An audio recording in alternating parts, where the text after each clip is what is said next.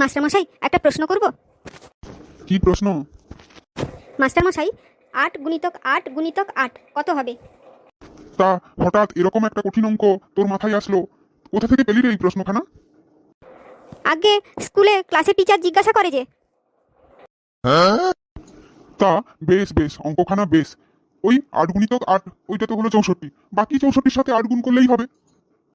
কিন্তু মাস্টারমশাই, মুখে মুখে উত্তরখানা দিতে হবে যে 64 গুণিতক 8 কত হয় বলুন, আমি লিখে রাখবো।